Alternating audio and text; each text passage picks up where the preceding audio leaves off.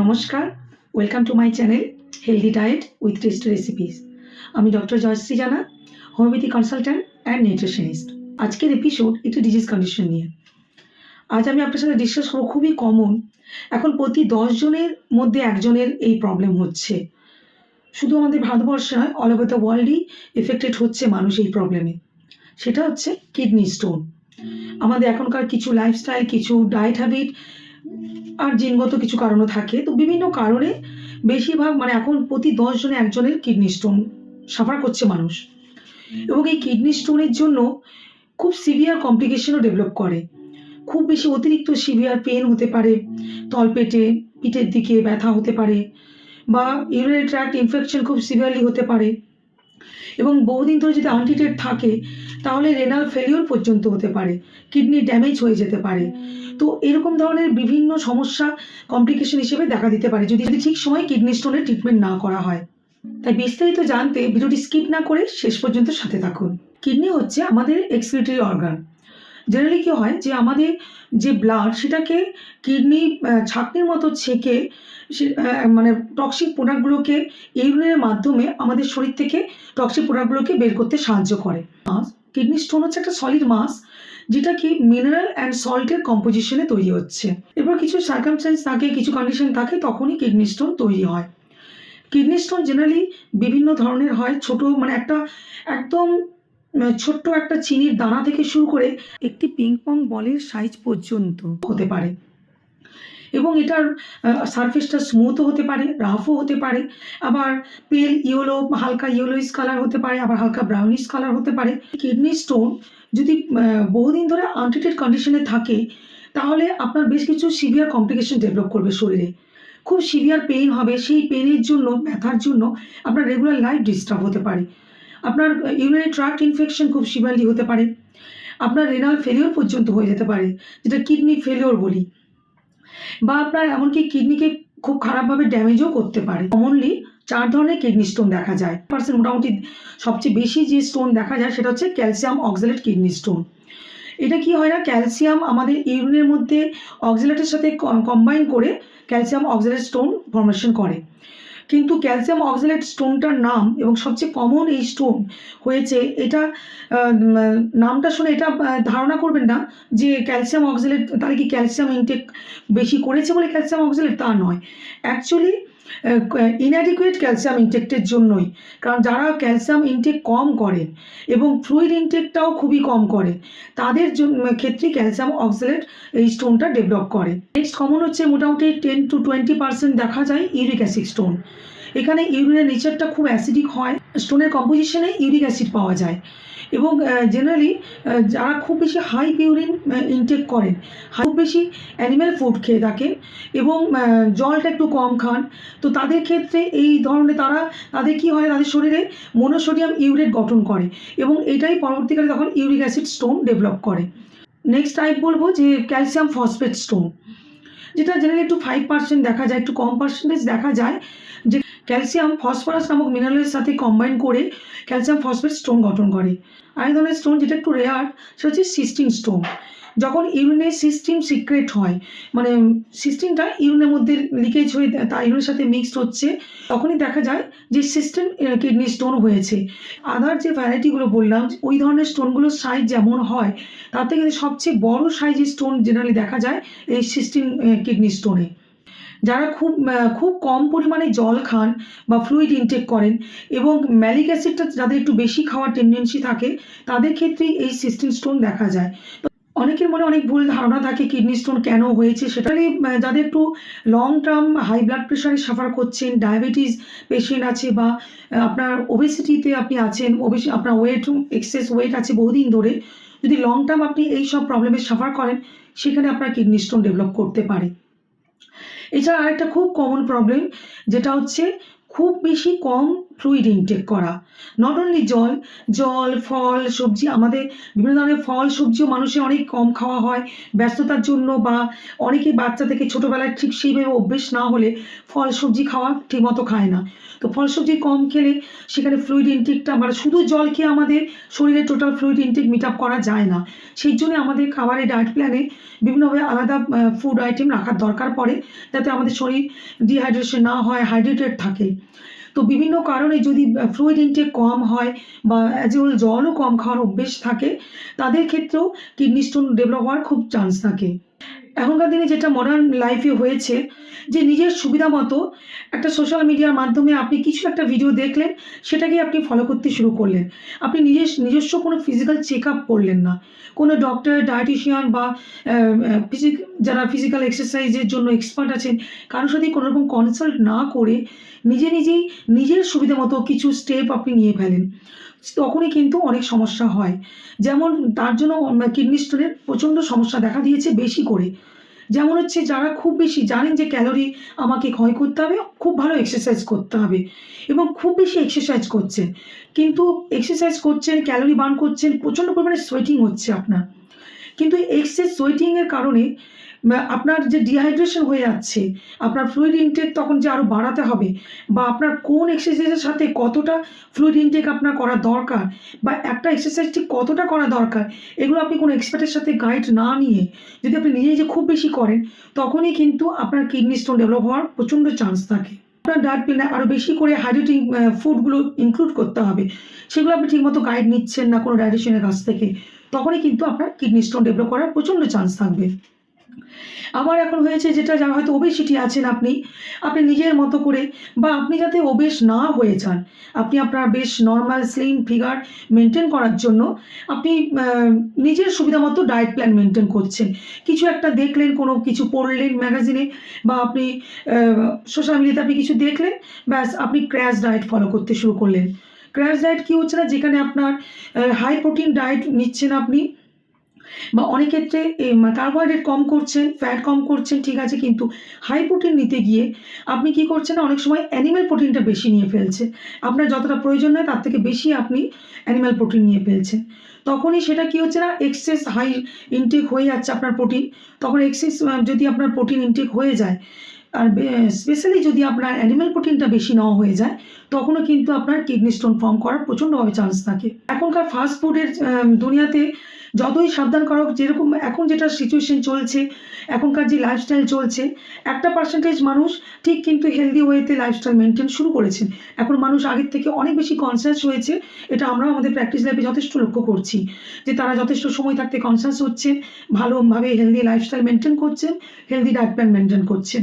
এটা যেমনি ভালো লাগে, কিন্তু আবার একটা পার্সেন্টেজ দেখা যাচ্ছে যে বড্ড বেশি এই যে রাস্তা মোড়ে মোড়ে সব জায়গায় ফাস্ট ফুড, বা শুধু ব্যস্ত জীবনের দোহাই দিয়ে কিন্তু মারাত্মকভাবে সবাই বড্ড বেশি ফাস্ট ফুডের প্রতি ইনভলভ হয়ে যাচ্ছে, এবং ফাস্ট ফুডগুলোর প্রতি তারা অ্যাট্রাক্ট হচ্ছে, তাদের ওগুলো খাচ্ছেনও বেশি। তো প্রসেসড ফুড, ফাস্ট ফুড যারা বেশি খান, বা এগুলোর মাধ্যমে বিভিন্ন high intake of salt and sugar হয়ে যাচ্ছে। এইসবের মাধ্যমে বিভিন্ন ধরনের ফাস্ট ফুড বা বিভিন্ন ধরনের প্রিজার্ভ ফুড, সেগুলোতে এক্সেস সল্ট, এক্সেস সুগার থাকছে। এই যে এক্সেস আপনার নুন, চিনি আপনার শরীরে ইনটেক করা হয়ে যাচ্ছে, আপনার কিডনি স্টোন ডেভেলপ করছে। কিছু জিনগত কারণেও কিডনি স্টোন হয়ে থাকে, যাদের ফ্যামিলি হিস্ট্রিতে আপনার দাদা দিদি বা বাবা মা, বা বাবার বাড়ির দিক থেকে ঠাকুরদা, কাকু, জেঠু, মায়ের দিক থেকে মামা, দাদু, দিদি, কারোর যদি কিডনি স্টোনের হিস্ট্রি থাকে, তাহলে সেক্ষেত্রেও কিন্তু আপনাকে সময় থাকতে একটু লাইফস্টাইলটা একটু মেনটেন করতে হবে, কারণ অনেক ক্ষেত্রেই জিনগত কারণেও কিডনি স্টোন হয়ে থাকে। কী ধরনের সিমটম দেখলে আপনি বুঝতে পারবেন আপনার কিডনি স্টোন হয়েছে? সবচেয়ে প্রথম হচ্ছে কি, যে আপনার স্টোন যদি 5 mm ছোটো থাকে, সেক্ষেত্রে খুব যে রিমার্কেবল আপনি সিমটম পাবেন না, আপনার সেরকম ব্যথা যন্ত্রণা কিছুই হবে না। খুব বেশি বড় স্টোন হলে, স্টোনের সাইজ যদি বড় হয়, আর একটা ব্যাপার স্টোনের পজিশন, আপনার স্টোন যদি আপনার সেরকম পজিশন, আপনার যে ইউরিনারি ট্র্যাক্ট, কিডনি থেকে ইউরিনারি ব্লাডার ইউরেথ্রা এমনকি ইউরেথ্রা পর্যন্ত, মানে কিডনি থেকে যে ইউরেটার মূত্র নালীটা আসছে সেটা থেকে ইউরিনারি ব্লাডার যে মূত্রাশয় এবং যে মূত্রছিদ্র একদম যে শেষ পর্যন্ত এই যে ট্র্যাকের মধ্যে যদি কোথাও আপনার স্টোন পাস হতে পারছে না, আটকে গেছে, বা কিডনির আপনার যেখানে ইউরেটার যেখানে জয়েন হচ্ছে সেরকম জায়গাতেও যদি স্টোন আটকে থেকে যায়, সেক্ষেত্রে আপনার ব্যথা হতে পারে, সিভিয়ার ব্যথা হতে পারে। আদারওয়াইজ কিন্তু আপনার ব্যথা সেভাবে প্রমিনেন্ট থাকবে না। তো সেই জন্য আপনার সেই রিমার্কেবল আপনি ব্যথা সেই সিমটম আপনি পাবেন না, কিন্তু কিছু কমন সিমটম আপনি পাবেন।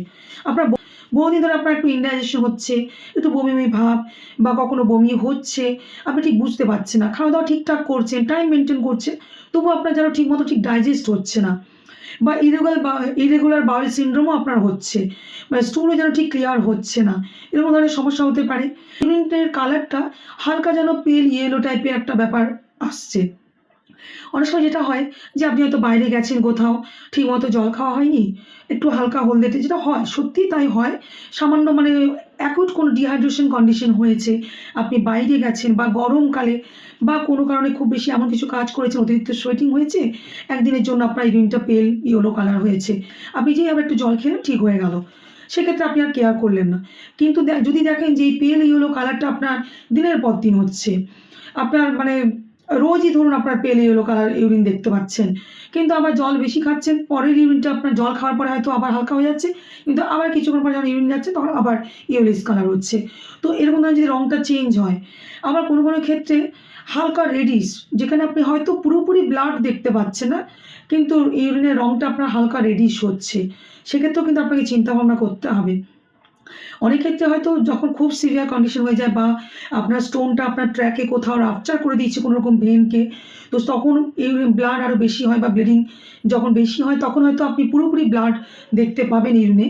আদারওয়াইজ কিন্তু অনেক সময় কী হয় কি, মানে রেডিশ কালার আপনি দেখতে পাবেন, আপনার ইউরিনের রঙটা হয়তো লালচে রঙ হচ্ছে, হালকা রেডিশ কালার, তখনও আপনার তখন ভাবতে হবে, টেনশনের একটা আছে যে হ্যাঁ আপনার হয়তো এই কিডনি স্টোন ডেভেলপ করছে। আর খুব হয়তো আমি বললাম যে খুব সেরকম বড় সাইজের স্টোন বা সেরকম পজিশন না হলে, সিভিয়ার ব্যথা না থাকলেও হয়তো তলপেটে ব্যথা, বা আপনার কোমরে মানে ব্যাক অফ মানে কোমরের দিকে পেছন দিকে ব্যথা হবে, মানে ভার্টেব্রাল কলামের দুপাশে কোমরের পেছন দিকের লোয়ার পোর্শনটা ব্যাকে, সেখানে আপনার একটা ব্যথা ব্যথা হবে। তো এরকম ধরনের ব্যথা যদি আপনার হয়, যে ব্যথাটা আপনি ঠিক কারণ খুঁজে পাচ্ছেন না কিন্তু আপনার একটা ব্যথা হচ্ছে, তাহলেও কিন্তু কিডনি স্টোন হওয়ার একটা পসিবল আছে। আর ইউরিনের কালারের সাথে সাথে ইউরিনে কিন্তু খুব দুর্গন্ধযুক্ত হবে। আপনার যখন তখন একটা জ্বর হওয়ার টেন্ডেন্সি, মানে আপনি ঠিক বুঝতে পারছেন না, খুব সহজে মানে এক এক সময় হয়তো খেয়াল করছে না, ওয়েদার চেঞ্জ হচ্ছে, একটু ঠান্ডা হাওয়া লেগেছে বা শীত হয়েছে, এখন যেমনি ওয়েদার চেঞ্জের সময় ঠান্ডা আছে, আবার একটু গরম, মানে কখনো একটু রোদ উঠলে, যেমন আমাদের শিলিগুড়ির ওয়েদার বলছি, যে কখনো যেদিন রোদ উঠছে সেদিন ঠান্ডাটা কম, আর যেদিন কুয়াশা হচ্ছে সেদিন আমার ঠান্ডাটা খুব বেশি লাগছে। তো এই যে ওয়েদার চেঞ্জ হচ্ছে, কখনো লেগে হালকা গা গরম, একটা জ্বর ভাব, ম্যালেজ টাইপের হয়ে থাকে।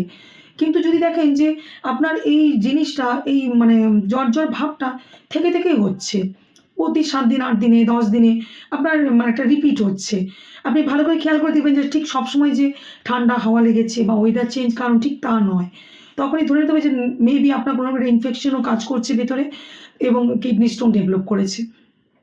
তো এইরকম ধরনের বেশ কিছু সিমটম দেখলে আপনার ডক্টর কনসাল্ট করতে হবে, এবং ডক্টর আপনাকে কিছু ডায়াগনস্টিক টেস্ট দেবেন, সেই সবের মাধ্যমে আপনি তখন আপনার কনফার্ম হয়ে যাবে যে আপনার কিডনি স্টোন হয়েছে কি না। অ্যাবডোমিনাল ইউএসজি করতে হবে, আল্ট্রাসোনোগ্রাফি করতে হবে, এবং আরও ভালো করে এসিটি স্ক্যান যদি করা হয়, সেটাতে আপনার খুব ভালো করে স্ক্যান হবে এবং আপনার আরও ভালো করে পজিশনটা বোঝা যাবে, কিডনিতে আপনার ঠিক কোন জায়গাতে স্টোনটা আছে, স্টোনের সাইজটা আরও প্রমিনেন্টলি বোঝা যাবে, এবং আপনার স্টোনটা মানে ক্যারেক্টারটাও বোঝা যাবে। সবচেয়ে প্লাস পয়েন্ট এটাই যে এসিটি স্ক্যানের মাধ্যমে আপনার, কারণ কি, আপনার যখন স্টোন হয়ে যাবে সেখানে আপনাকে ডায়েটটা তো ভালো করে মেনটেন করা দরকার, তো কিডনি স্টোনের ক্যারেক্টারের উপরেও কিন্তু আপনার ডায়েট প্ল্যান চেঞ্জ হবে। তো সেই জন্য সেখানে স্টোনের ক্যারেক্টার খুব ভালোভাবে বোঝা যাবে এই স্ক্যান রিপোর্টের মাধ্যমে। এছাড়াও KUB এক্স-রে, সেটা হচ্ছে কি কিডনি ইউরেটার ব্লাডার এক্স-রে, যেটা স্পেশালি হয় লোয়ার অ্যাবডোমেনের দিকে, এই এক্স-রেটা করা হয়। তো এই এক্স-রেটাও করলে ভালো করে আপনার কিডনি স্টোন কোথায় আছে, কী পজিশনে আছে, এগুলো বোঝা যাবে। ইউরিন অ্যানালাইসিস করেও আপনার বোঝা যায় যে কিডনি স্টোন আছে কি না, কারণ সেখানে আপনার ইউরিনে খুব বেশি অ্যাসিডিক নেচার পাওয়া যাবে, আপনার কালার সেরকমভাবে স্ট্রং ইয়েলো কালার বা কখনো ব্লাড প্রেজেন্টও থাকতে পারে। এই অ্যানালাইসিস করে আপনি বুঝতে পারবেন। আপনার ব্লাড টেস্টের মাধ্যমে সেখানে দেখা যাবে যে আপনার ব্লাডে বেশ কিছু মিনারেলস আপনার খুব বেশি ইনক্রিজ করেছে। বিভিন্ন ক্যালসিয়াম, ফসফরাস, ইউরিক অ্যাসিড এরকম কিছু মিনারেলসও আপনার ব্লাডে ইনক্রিজ করেছে। তো এই সব কিছু ডায়াগনস্টিক টেস্টের মাধ্যমে আপনারা আইডেন্টিফাই করতে পারবেন যে আপনার কিডনি স্টোনটি কীভাবে, কী পজিশনে, কীভাবে আছে। কিডনি স্টোন মানেই কি সার্জারি করতে হবে? এটা মানুষের কিন্তু প্রচণ্ড একটা ভয়ের জায়গা অবশ্যই, কারণ মানুষ সার্জারিটাকে একটু ভয়ই পায়। তো এর মধ্যে আমি বলবো 4 to 5 mm যদি আপনার স্টোনের সাইজ হয়, সেখানে 90% কেসেস আপনার মেডিসিনে রিমুভ করা যাবে। তবে not only medicine, diet, lifestyle সব কিছু যদি আপনি ভালো করে মেনটেন করেন, 100% বলবো না, কারণ সেই স্টোনটা ঠিক কোন জায়গায় আছে সেটা সবসময় ম্যাটার করবে যে আপনার স্টোনটা কোন জায়গায় আছে। যদি 5 to 7 mm আপনার স্টোনের সাইজ হয়, সেক্ষেত্রে 50-50 চান্সেস। সেখানে আপনাকে মেবি আপনার মেডিসিনাল ট্রিটমেন্ট, ডায়েট, জল খাওয়া সব কিছু করে আপনার রিমুভ হয়ে যেতে পারে। কিছু ক্ষেত্রে আবার এমন পজিশনটা থাকলো যে আপনার ঠিক রিমুভ হচ্ছে না, হয়তো কোনোভাবে স্টিকিনেস কাজ করছে আপনার ক্যানেলের মাধ্যমে, যে ইউরেটার কোথাও আটকে আছে এমনভাবে, সেই জন্য সে বেরোতে পারছে না। বা আরেকটা ব্যাপার যেটা হচ্ছে যে আমাদের ইউরেটার যে মূত্রনালী, সেটা ডাইলেট করতে পারে 5 mm পর্যন্ত। তো সেখানে যখন 7 mm হয়ে যাবে, তো সেখানে ইউরেটারও আটকে থাকার একটা চান্স থাকে। আর 7 mm এর বেশি হলে সেখানে খুব রেয়ারলি পাস হয়, একেবারে হয় না বললে ভুল হবে। রেয়ার কিছু কেসে দেখা গেছে 8 থেকে 10 mm সাইজের স্টোনও কিন্তু মেডিসিনাল ট্রিটমেন্টে, ডায়েট, লাইফস্টাইল মেনটেন করে পাস আউট করা গেছে, কিন্তু সেটা রেয়ার কেস। বেশিরভাগ ক্ষেত্রে এখানে আপনার একটু মাইক্রো সার্জারি দরকার পড়ে, ট্রিটমেন্ট করার প্রয়োজন। একটা আমি বললাম totally medicinal treatment, diet, lifestyle management করে আপনার 5 mm বা 5 to 7 mmও আপনি মেডিসিনাল ট্রিটমেন্ট করে আপনি দেখতে পারেন। সেটা তবে অবশ্যই নিজে নয়, ডক্টর কনসাল্ট করে। এবং আরেকটা আমি বলবো খুবই পজিটিভ সাইড, আমি একজন হোমিওপ্যাথি ডাক্তার হয়ে আমি বলছি যে হোমিওপ্যাথিক্যালি কিন্তু এই যে সাইজটা বললাম 5 to 7 mm পর্যন্ত কিন্তু মেডিসিনাল ট্রিটমেন্ট, হোমিওপ্যাথিক মেডিসিনের মাধ্যমেও আপনার রিমুভ করা যায়। অন্তত মাইক্রো সার্জারি প্রথমে করে তারপরে আপনি হোমিওপ্যাথিক মেডিসিন ট্রিটমেন্ট আবার করতে পারেন। যখনই আপনার দেখা যাবে যে না মেডিসিনাল ট্রিটমেন্টে ঠিক রাখা সম্ভব নয়, বা পজিশনটা এমন আছে বা একটা আটকে আছে এমন জায়গাতে, তো সেক্ষেত্রে আপনি ইউরেটারোস্কোপি করতে পারেন। ইউরেটারে ওখানে আপনাকে একটা ছিদ্র করে স্টোনটাকে ব্রেক করে সেটাকে ওখান থেকে তার যে টুকরোগুলো সেটাকে রিমুভ করে আনা হয় এবং তারপরে সেটাকে রিপেয়ার করে দেওয়ার ব্যবস্থা করা হয়। এরকম মাধ্যমে ইউরেটারোস্কোপি করা হয়। ল্যাপারোস্কোপি সার্জারিও করা হয়, ওরকমভাবে সেই একটা ছিদ্র মাধ্যমেই এগুলো সব হয়। আর আরেক ধরনের ট্রিটমেন্ট আছে ESWL, extra corporeal wave lithotripsy, যেটা হচ্ছে লিথোট্রপসি বলা হয়। এখানে একটা বাইরে থেকে একটা প্রচণ্ডভাবে একটা সাউন্ড ওয়েভ ক্রিয়েট করে স্টোনটাকে ব্রেক করে তারপর সেটাকে রিমুভ করার ব্যবস্থা করা হয়। এই ধরনের কিছু মাইক্রো সার্জারি, যেখানে ওপেন সার্জারি হচ্ছে না, এই ধরনের সার্জারি করে স্টোনটাকে রিমুভ করার ব্যবস্থা করা হয়। যারা অলরেডি সার্জারি করেছেন তাদেরকে কিন্তু, যাদের একবার কিডনি স্টোন হয় তাদের প্রচণ্ডভাবে চান্সেস থাকে আবার স্টোন ডেভেলপ করা। কারণ একই খাবার, আপনি ফ্যামিলি মেম্বার সবাই হয়তো একই খাবার খাচ্ছেন, কিন্তু সবার স্টোন ডেভেলপ করে না, কারণ প্রত্যেকটা মানুষ ইন্ডিভিজুয়ালি ভ্যারি করে।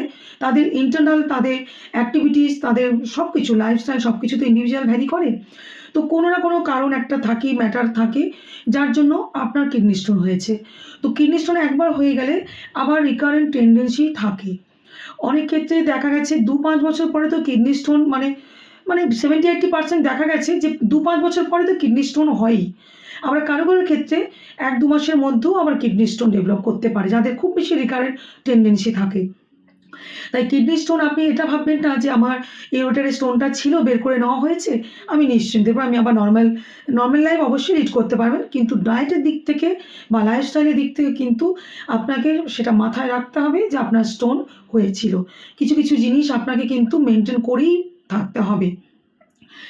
তো এবং সেক্ষেত্রে আমি বলবো অনেক সময় দেখা গেছে যে স্টোনের সাইজ একটু বড় ছিল, যার জন্য আপনাকে সার্জারি করতে হয়েছে। এই ধরনের কোনো এক ধরনের আপনি মাইক্রো সার্জারি করেছেন, কিন্তু তারপরে আপনি হোমিওপ্যাথি ট্রিটমেন্ট করুন, নো ডাউট আপনি অনেক ভালো থাকবেন। তার সাথে একটু ডায়েট এবং লাইফস্টাইল ম্যানেজমেন্ট করবেন, দেখবেন খুব ভালো থাকবেন। কিডনি স্টোন যে প্রবলেমটা, যে ডিজিজ কন্ডিশনটা, সেটা নিয়ে আমি আপনাদের সাথে ডিটেল শেয়ার করলাম। এরপরে এই যে আমি বারবার বলছি যে আপনাকে কিছু ডায়েট লাইফস্টাইল ম্যানেজমেন্ট অবশ্যই করতে হবে। তো এবং কিডনি স্টোনকে ঘিরে কমন পিপলদের মধ্যে, সাধারণ মানুষদের মধ্যে অনেক কিছু নেগেটিভ মিথ আছে। সেগুলো জানার জন্য আপনারা অবশ্যই ওয়েট করুন। নেক্সট ভিডিওতে আমি আপনাদের কিডনি পেশেন্টদের, কিডনি স্টোন যাদের হয়েছে তাদের জন্য কী ধরনের ডায়েট মেনটেন করা দরকার, কীভাবে তাদের লাইফস্টাইল হওয়া দরকার, সেটা নিয়ে বিস্তারিত আমি আপনাদের সাথে ডিসকাস করব নেক্সট এপিসোডে। ততক্ষণ সবাই খুব সুস্থ থাকুন, ভালো থাকুন। নমস্কার।